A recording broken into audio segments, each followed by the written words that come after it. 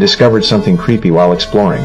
A person was standing completely still in the cave, like someone had frozen them in place. I called out a greeting, but they didn't move at all. Confused, I decided to go in. I called my dog to come with me, but my dog showed fear, refused to take a single step forward. I had to go in alone. I carefully explored deeper into the cave, but after just a few steps, some kind of energy blocked my way. I reached out to touch it. The energy around me felt solid, like an invisible wall of air. Every step became incredibly hard, but I had to know what was going on. I pushed through my fear and kept walking forward. As I went deeper, I noticed something terrifying. The person slowly started moving. This made me even more curious. When I finally passed through the air wall, the person ahead started walking normally. They had a gun on their waist and looked suspicious. I didn't dare approach them. Soon, they disappeared into the darkness. While I hesitated about following, something weird happened behind me. The cave entrance kept flashing bright and dark. Terrifying screams echoed from deep inside the cave.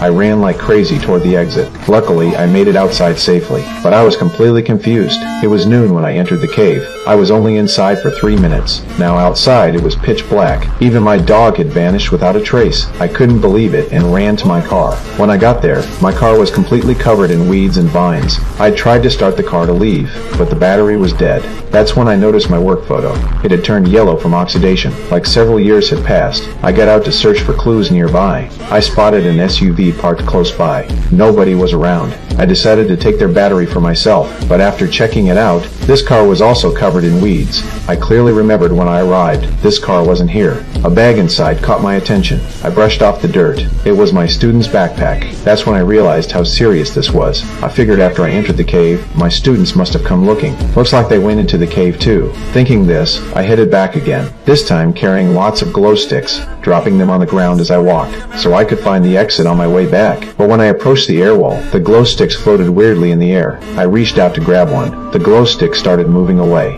It only fell after passing through the air wall. The entrance flashed again outside, but this time I didn't back down. I walked straight into the depths.